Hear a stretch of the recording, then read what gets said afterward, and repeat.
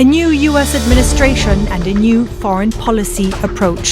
Now happy to sit together with the Russians and talk about the war in Ukraine. Saudi அரேபியாவில் வச்சு நடந்த பேச்சுவார்த்தை Russia மற்றும் America வேற லெவல் சம்பவத்தை இரண்டு நாடுகளும் செஞ்சிட்டாங்க அப்படின்னு சொல்லி உலக மீடியாக்கள் அவங்களுடைய செய்தியை சொல்லிட்டு இருக்கும்போது ஐரோப்பிய நாடுகளுக்கு பயம். ஐரோப்பிய நாடுகள் அடுத்ததா ஒரு மீட்டிங்கை போடுறாங்க. Paris is hosting an emergency gathering of European leaders.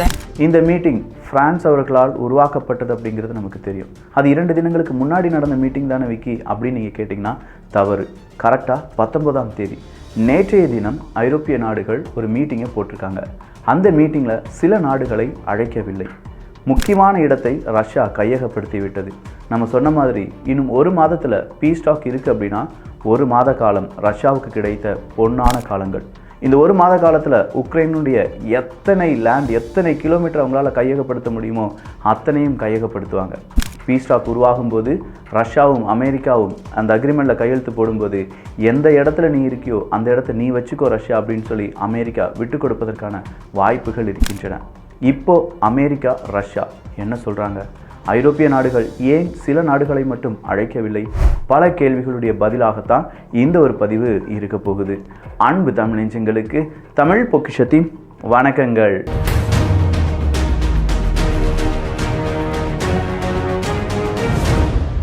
Kids bestie, a friend in every day. மறுபடியும் ஒரு மணி பேங்கை கிட்ஸ் பெஸ்டியில் அறிமுகம் செஞ்சுருக்கோம். ஆனால் இந்த மணி பேங்க் ஒரு magic money bank, 5-in-1 money bank அப்படின்னு சொல்லலாம். இது வேணும்னா கீழே டிஸ்கிரிப்ஷனில் லிங்க் இருக்குது. முதல் 200 நபர்களுக்கு 599 ரூபாயும் அதன் பிறகு 649 ரூபாயாக மாறிடும். ஸோ 200 நபரில் நீங்களும் ஒரு நபராக இருந்துக்கோங்க. இதுக்கான கம்ப்ளீட் டீட்டெயில்ஸை இந்த வீடியோக்கு எண்டில் சொல்லியிருக்கேன், பார்த்துக்கோங்க. முடிச்சு விட்ட ட்ரம்ப் 2.0 அப்படிங்கிற ஒரு பிளேலிஸ்ட் வழியாக இந்த முடிச்சு விட்ட ட்ரம்ப் அப்படிங்கிறதுக்கான நிறைய காணொலிகளை பதிவு பண்ணியிருப்போம். இது அதனுடைய கடைசி காணொலியாக எடுத்துக்கோங்களேன். இது அடுத்தபடியாக வரக்கூடிய காணொலிகள் எல்லாமே அடுத்தடுத்த நிகழ்வுகள் மையமாக இருக்கும். ஆனால் இப்போ நாம் இந்த காணொலியில் மொத்தமாக முடித்த ட்ரம்ப் அப்படின்னு சொல்கிற தலைப்பு போட்டால் தான் சரியாக இருக்கும். அவ்வளவு நாடுகள் 3 வருஷமாக கடுமையாக உழைத்தார்கள். எப்படியாவது ரஷ்யாவை தோற்கடிக்க வேண்டும் அப்படின்னு சொல்லி உக்ரைன் கான்டாக்ட் குரூப் 40 நாடுகள் ஒன்றிணைந்து உக்ரைனுக்கு தேவையான உதவிகள் எல்லாம் செஞ்சுட்டு இருந்தாங்க. உக்ரைனுக்கு சின்னதாக ஒரு இழப்பு வந்தால் கூட உடனடியாக காசு, பணம், ஆயுதம், இன்டெலிஜென்ஸ் ரிப்போர்ட் அப்படி இப்படின்னு சொல்லி அப்படி பார்த்துக்கிட்டாங்க உக்ரைன் அப்படிங்கிற நாட்டை. ஆனால் இப்போ அந்த நாட்டை யார் பாதுகாப்பது அப்படிங்கிற ஒரு பெரும் கேள்வி இருக்கிறது. ரஷ்யா அமெரிக்கா பேச்சுவார்த்தை நடைபெற போகுது அப்படின்னு சொன்ன உடனேயே ஐரோப்பிய நாடுகள் ஒரு பேச்சுவார்த்தை நம்ம எமர்ஜென்சி மீட்டிங்கை கூட வேண்டும் அப்படின்னு சொல்லி கூட்டினாங்க. ஆனால் அந்த எமர்ஜென்சி மீட்டிங் அவ்வளவு பலன் கொடுக்கவில்லை. அதனால தான் பேச்சுவார்த்தை முடிந்த பிறகு ரஷ்யாவுக்கும் அமெரிக்காவுக்குமான பேச்சுவார்த்தை முடிந்த கையோடையே ஐரோப்பிய நாடுகள் அடுத்த பேச்சுவார்த்தைக்கு தயாராகிறாங்க. ஆனால் இந்த முறை ரஷ்யாவுக்கு சொந்தமான இல்லாட்டி ரஷ்யாவுக்கு ரொம்ப நெருக்கமான நாடுகளை பேச்சுவார்த்தைக்கு அழைக்க வேண்டாம் அப்படின்னு சொல்லி ஐரோப்பிய நாடுகள் நினைக்கிறார்கள். அப்படி ஹங்கேரி, செர்பியா போன்ற நாடுகள் அழைக்கப்படாமல் இருந்தது என்பது குறிப்பிடத்தக்கது. மேக்ரோன் அவர்கள் எந்தெந்த நாடுகளை அழைத்தார் தெரியுமா? Germany, Italy, Spain, Poland, Denmark and United kingdom, UK. இவங்க தான் முக்கியமான பிளேயர்ஸ். இவங்களை அழைத்து ஒரு எமர்ஜென்சி மீட்டிங்கை ஃபஸ்ட்டு அவங்க டிசைட் பண்ணுறாங்க. அப்படி டிசைட் பண்ணதில் ஹங்கேரியை கூப்பிடலை, ஸ்லோவேக்கியாவை கூப்பிடலை. இந்த ஹங்கேரி, ஸ்லோவேக்கியா போன்ற நாடுகள் மட்டும் இல்லாமல் துருக்கியும் அழைக்க வேண்டாம் அப்படின்னு சொல்கிறாங்க. அப்போ யூரோப் யூனியன் அப்படிங்கிற நாடுகள்லேயே பலவிதமான பிரிவுகள் வந்து விட்டதா அப்படிங்கிற ஒரு கேள்வி உருவாகுது. அந்த கேள்விக்கு எஸ், உருவாகிவிட்டது.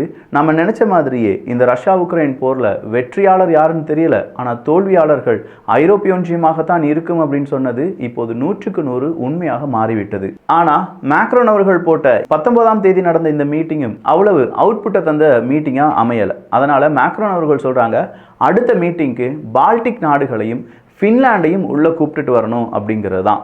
ஸோ எந்த ஒரு டெசிஷனாக இருந்தாலும், யாருடையது, ரஷ்யா மற்றும் அமெரிக்காவினுடைய எந்த டெசிஷனாக இருந்தாலும் United kingdom, UK, Germany, Italy, Spain, Poland, Denmark, Finland, Norway, Sweden, Estonia, Latvia, Lithuania இத்தனை நாடுகளிடம் சொல்லி அந்த முடிவை உலக நாடுகளுக்கு அறிவிக்க வேண்டும். இந்த நாடுகளுக்கு தெரியாமல் ரஷ்யாவும் அமெரிக்காவும் தன்னிறைவாக தன்னந்தனியாக நின்று அவங்களுடைய முடிவை எடுக்கக்கூடாது அப்படின்னு சொல்கிறாங்க. பெலரஸில் இப்போ ரஷ்யா அவங்களுடைய படையை அதிகப்படுத்தியிருக்காங்க அப்படிங்கிற ஒரு தகவலை ஜெலன்ஸ்கி அவர்கள் இந்த மாதிரியான ஐரோப்பிய நாடுகளுக்கு ஒரு ஹிண்டாக கொடுக்குறாங்க. பெலரஸில் ரஷ்யா அவங்களுடைய பெலரஸ் ஓரமாக இருக்கக்கூடிய பார்டரில் ரஷ்யா அவங்களுடைய படையை குவிப்பதற்கான தேவை என்ன அப்படின்னு சொல்லி ஐரோப்பிய நாடுகள் உக்ரைன்கிட்ட கேட்கும்போது எங்கள் நாட்டுடனான அந்த பீஸ் டாக் ரஷ்யாவும் அமெரிக்காவும் முடித்த பிறகு அடுத்ததாக ரஷ்யா அட்டாக் பண்ண போகிறது பால்டிக் நாடுகளாகத்தான் இருக்கும். எனவே நீங்கள் இதெல்லாம் கொஞ்சம் கவனிச்சுக்கோங்க அப்படின்னு சொல்கிறது தான் உக்ரைன் கொடுத்திருக்கக்கூடிய எச்சரிக்கை. இந்த பால்டிக் நாடுகள் தான் லாத்வியா, லித்துவேனியா, எஸ்தோனியா அப்படின்னு சொல்லலாம். ஆனால் இந்த பால்டிக் நாடுகளை ரஷ்யா அடிப்பாங்களா அப்படின்னு கேட்டால் இது இப்போதைக்கு உக்ரைனுடைய யூகமாக இருந்தது என்றாலும் லித்துவேனியா, லாத்வியா போன்ற நாடுகள் எல்லாருமே ரஷ்யாவுக்கு எதிராக பல விமர்சனங்களையும் முக்கியமான காய் நகர்த்தலையும் செய்து வருகிறார்கள் என்பதும் குறிப்பிடத்தக்கது. அப்போ இதெல்லாம் தட்டி கேட்கவே மாட்டாரா டொனால்டு ட்ரம்ப் அவர்கள் அப்படிங்கிற கேள்விக்கு அவரை பொறுத்த வரைக்கும் ஐரோப்பா ஒரு தேவையில்லாத ஆணி அப்படின்னு சொல்கிறத ரொம்ப முழுமையாக நம்புகிறார் டொனால்டு ட்ரம்ப் அவர்கள். யூகே நமக்கு தேவையே இல்லை, யூகே ஒரு இஸ்லாமிய நாடாக மாறிவிடும் அப்படிங்கிறத அமெரிக்காவினுடைய துணை அதிபராக வந்த ஜேடி வான்ஸ் அவர்கள் ஒரு குற்றச்சாட்டாக சொன்னதும் இங்கே குறிப்பிடத்தக்கது. முதல் முறையாக ஒரு அரபுலக நாடுகளிடம் அணு ஆயுதம் வரப்போகுது அப்படின்னா அது யூகேயாக தான் இருக்கும் அப்படிங்கிற விமர்சனத்தை முன்வைத்ததோடு உலக அரங்கில் யூகேயினுடைய வெறுப்பை உமிழ்ந்திருக்கிறது அமெரிக்கா. முக்கியமான 2 பிரிட்டிஷ் ஊடகங்கள் இருக்குது. ஒன்று த டெலிகிராஃப், இன்னொன்று ஃபினான்ஷியல் டைம். இந்த 2 ஊடகங்களுமே எங்களுக்கு ஒரு உண்மை கிடைத்து விட்டது அப்படிங்கிற நியூஸை பப்ளிஷ் பண்ணுறாங்க நேற்றைய தினம். அந்த உண்மை என்னன்னா உக்ரைனுக்கும் அமெரிக்காவுக்கும், அதாவது ஜெலன்ஸ்கிக்கும் டொனால்டு ட்ரம்ப் அவர்களுக்கும் இடையே நடந்த பேச்சுவார்த்தையில் கிட்டத்தட்ட ஒரு 5 ட்ரில்லியன் அமெரிக்க டாலரை யார் கேட்டாங்களாம்? அமெரிக்கா கேட்டாங்களாம். அதாவது 50% அவங்களுடைய மினரல்ஸை அமெரிக்கா கேட்டாங்க. அது மட்டும் இல்லாமல் முக்கியமான ஸ்ட்ராட்டஜிக் பாயிண்ட்ஸ் எல்லாமே அமெரிக்காவினுடைய கையில் தான் இருக்கணும், அமெரிக்காவை மீறி எதுவுமே செய்யக்கூடாது அப்படின்னு சொல்லி உக்ரைனை வற்புறுத்தினார்கள். அந்த வற்புறுத்தலுக்கு உக்ரைன் மசியவில்லை அப்படிங்கிற இன்ஃபர்மேஷனை வித் டேட்டாவுடன் எந்தெந்த பாயிண்டை கேட்டாங்க, அதில் என்னென்ன மினரல்ஸ் இருக்குது, அதில் என்ன லாபம் இருக்கும் அப்படிங்கிற டீட்டெயில்ஸ் எல்லாத்தையுமே த டெலிகிராஃப், த ஃபினான்ஷியல் டைமும் என்ன செய்கிறாங்க, அவங்களுடைய அறிவிப்பாக செய்தியாக வெளியிடுகிறார்கள். இதனுடைய உண்மைத்தன்மையை ஆல்ரெடி உக்ரைன் சொல்லிருச்சு. அதாவது ஜெலன்ஸ்கி அவர்கள் சொன்னாங்க, நாங்கள் அமெரிக்காவுக்கு 500 பில்லியன் அமெரிக்க டாலரை கொடுக்கணும்னு சொல்லி அமெரிக்கா கேட்குறாங்க என்பது தான். இதை ஜெலன்ஸ்கி அவர்கள் சொல்லும் போதே இந்த 500 பில்லியன் அப்படிங்கிறத எந்த ஊடகமும் டொனால்டு ட்ரம்ப் அவர்கள் சொன்னார்கள் அப்படின்னு சொல்லவே இல்லை. பட் உக்ரைன் என்ன கேட்டாங்கன்னா 500 பில்லியனை நாங்கள் கொடுக்கணும்னு சொல்கிறாங்கன்னு சொல்லி ஜெலன்ஸ்கி அவர்கள் சொன்னார். ஆனால் இந்த 500 பில்லியன் உண்மையிலேயே அவங்களுடைய ரகசிய மீட்டிங்கில் உக்ரைனுக்கும் டொனால்டு ட்ரம்ப் அவர்களுக்கும் நடந்த மீட்டிங்கில் டொனால்டு ட்ரம்ப் அவர்கள் தான் சொல்லியிருக்காங்க. அதனுடைய கோபத்தை தான் ஜெலன்ஸ்கி அவர்கள் வெளிப்படையாகவே அமெரிக்காவை காட்டி கொடுக்குற மாதிரி 50% மினரல்ஸுக்கான ஷேரை கேட்குறாங்க அப்படின்னு சொல்லி மொத்த உண்மையும் போட்டு உடைச்சிருக்காரு. இந்த சலசலப்புக்கெல்லாம் பிறகுதான் டொனால்டு ட்ரம்ப் அவர்கள் உக்ரைனில் நிச்சயமாக ஒரு எலெக்ஷன் வேண்டும், எலெக்ஷன் நடத்தாமல் ஒரு அதிபராக இருக்கக்கூடிய ஜெலன்ஸ்கி ஒரு டிக்டேட்டர் தான், அதில் எனக்கு எந்த மாற்று கருத்தும் இல்லை அப்படின்னு சொல்ல ஆரம்பிச்சிட்டார். ஜேடி வான்ஸ் அவர்களும் ஜெலன்ஸ்கி அவர்களை கடுமையாக விமர்சித்திருந்தார் என்பதும் குறிப்பிடத்தக்கது. சரி, அப்படின்னா இப்போ ரஷ்யா செய்திருக்கக்கூடிய வேலை என்ன? உக்ரைனை தனிமைப்படுத்திட்டாங்க. உலக நாடுகள்லேருந்து உக்ரைன் தனிமைப்படுத்தப்பட்டதா என்று கேட்டால் அமெரிக்கா, அமெரிக்க நட்பு நாடுகள், அமெரிக்காவை ஒட்டி இருக்கக்கூடிய நாடுகள் எல்லாருமே உக்ரைனை புறந்தள்ளி விட்டார்கள். ஈவன் அரபுலகம் கூட இனிமேல் உக்ரைனை சீண்டி பார்க்காது அப்படின்னு சொல்கிறாங்க. வேற வழியே இல்லாமல் ஐரோப்பிய நாடுகள் ஒன்றிணைவார்கள் அப்படின்னு சொல்லப்படுது. ஐரோப்பிய ஒன்றிய நாடுகளையும் 19 நாடுகள் தான் ஒன்றிணைந்திருக்கிறார்கள். எக்ஸ்க்ளூட் செய்யப்பட்ட நாடுகள் யுனைடெட் ஸ்டேட்ஸ், அவங்க வரவே இல்லை. அது நாட்டோ நாடுகளின் பட்டியல்னு வச்சுக்கோங்களேன். அமெரிக்கா கூப்பிடப்படவில்லை. ஹங்கேரி, ஸ்லோவேக்கியா, துருக்கி, போர்ச்சுகல், பெல்ஜியம், குரோஷியா, பல்கேரியா, இத்தனை நாடுகள் எக்ஸ்க்ளூட் செய்யப்பட்டதாக சொல்லப்படுகிறது. அப்போ மீதம் ஒரு 19 நாடுகள் இருக்குன்னு சொன்னேன் பாருங்க, பிரான்ஸ்லேருந்து ஸ்வீடன் வர. இந்த 19 நாடுகளுடைய டோட்டல் ஜிடிபி எவ்வளவு அப்படின்னு பார்த்தீங்கன்னா கிட்டத்தட்ட 30 ட்ரில்லியன் அமெரிக்க டாலர். இந்த 30 ட்ரில்லியன் அமெரிக்க டாலர் அப்படின்னு சொல்கிற இந்த ஜிடிபி தான் அமெரிக்காவினுடைய ஏறத்தாழ ஒரு ஜிடிபி. ஸோ ஒரு அமெரிக்கா உக்ரைனை பாதுகாத்ததை போல இந்த 19 நாடுகளும், ஏன்னா 2 பேருமே சேம் ஜிடிபியில் இருக்காங்க, இந்த 19 நாடுகள் ஜிடிபியும் அமெரிக்காவினுடைய ஜிடிபியும் ஒன்று தான். அப்போ இந்த 19 நாடுகள் சேர்ந்து உக்ரைனை இனி பாதுகாக்க வேண்டியதாக இருக்கும். அந்த பாதுகாப்பு தான் உக்ரைனுக்கும் ஐரோப்பாவுக்கும் ஐரோப்பிய ஒன்றிய நாடுகளுக்கும் நாட்டோவுக்கும் பாதுகாப்பு அப்படின்னு சொல்கிறாங்க. ஸோ நாட்டோவிலிருந்து அமெரிக்கா விலகுவதற்கான வாய்ப்புகள் இருக்கா அப்படின்னு கேட்டால் நாட்டோ பிற நாடுகளிடமிருந்து விலகி தனியாக ஒரு குரூப்பாக மாறுறதுக்கான வாய்ப்புகள் இருக்குது. ஏன்னா அமெரிக்காவினுடைய சப்போர்ட் இல்லாமல் நாட்டோவால் நிற்க முடியுமா அப்படிங்கிறது அடுத்த கேள்வியாக மாறி நிற்பதாகவும் சொல்லப்படுகிறது. உலக அரசியலில் இப்படி ஒரு டேர்னிங் பாயிண்ட்டை யாருமே எதிர்பார்த்துருக்க மாட்டாங்க. ரஷ்யாவும் அமெரிக்காவும் நாங்கள் நண்பர்களாக மாறி பேச்சுவார்த்தையில் ஈடுபட போகிறோம், எங்களுடைய ரிலேஷன்ஷிப்பை நாங்கள் புதுப்பிக்க போகிறோம் அப்படிங்கிற அறிவிப்பு கொடுக்கும்போதே என்னையா இது, வேர்ல்டு ஆர்டர் டோட்டலாக சேஞ்ச் ஆயிருச்சு, மல்டிபோலார் வேர்ல்டு உருவாயிருச்சு. ஆனால் அந்த மல்டிபோலார் வேர்ல்டில் அமெரிக்காவும் இருக்காங்க, மீதம் இருக்கும் மேற்குலக நாடுகளை கலட்டி விட்டுட்டாங்க அப்படின்னு சொல்கிறத இப்போ நாம் உணர்ந்து வருகிறோம். ஸோ இப்படி ஒரு மல்டிபோலார் வேர்ல்டு அப்படின்னு சொல்கிறதுலையும் இந்தியா இருப்பாங்களான்னு கேட்டால் நிச்சயமாக இந்தியா இருப்பாங்க. ஆனால் சீனாவுக்கு இங்கே இடம் இல்லை என்பதும் குறிப்பிடத்தக்கது.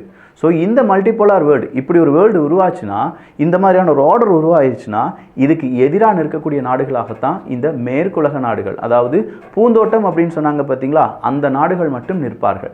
இந்த 19 நாடுகள் அடுத்தடுத்த திருப்பங்களாக உக்ரைனுக்கான உதவிகளையும் செய்ய வேண்டும், அவங்களே பாதுகாக்கவும் வேண்டும், ஏகப்பட்ட ஆயுதங்களை குவிக்க வேண்டும். இது எல்லாம் சாத்தியமா அப்படின்னு கேட்டால் மெல்ல மெல்ல ரஷ்யா அவங்களுடைய காய் நகரத்தில் செய்ய ஆரம்பிப்பாங்க.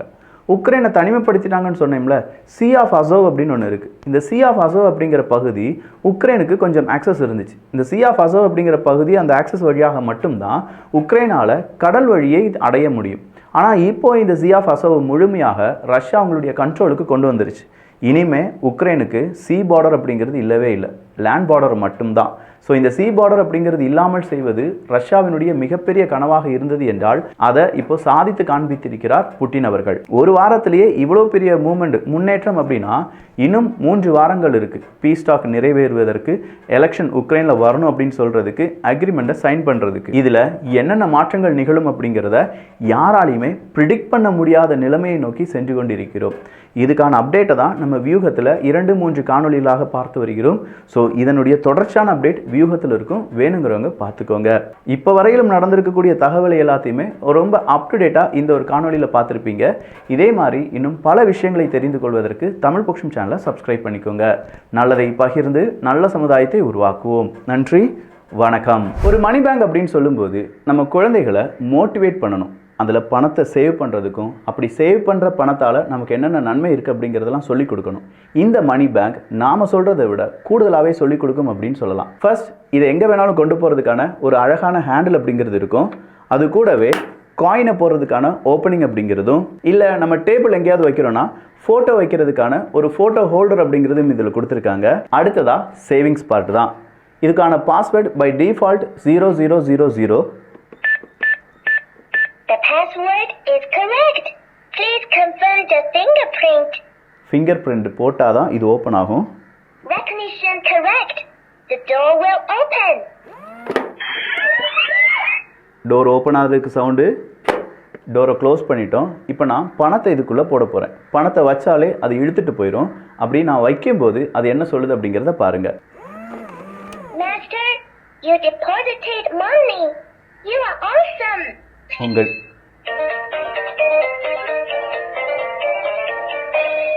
உங்கள் டெபாசிட் எனக்கு கிடைச்சிச்சு, யூ ஆர் ஆசம் அப்படின்னு சொல்லுது.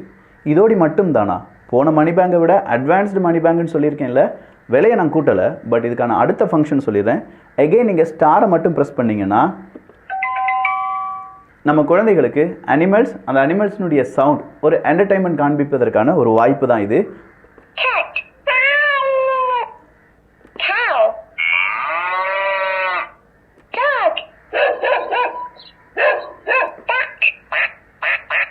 இப்படி ஒரு 12-13 அனிமல் சவுண்ட் அப்படிங்கிறது இருக்குது. மறுபடியும் ஒரு ஸ்டாரை ப்ரெஸ் பண்ணிங்கன்னா இந்த டைம் ரைம்ஸ் 10லேருந்து 12 ரைம்ஸ் இருக்குது, பார்த்துக்கோங்க.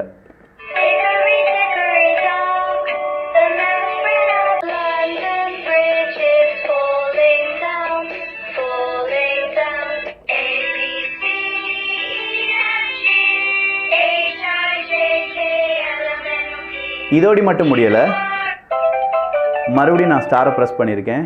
இப்போ நடக்கக்கூடிய மேஜிக் என்ன தெரியுமா? இதை பியானோ மாதிரி நம்ம யூஸ் பண்ணலாம்.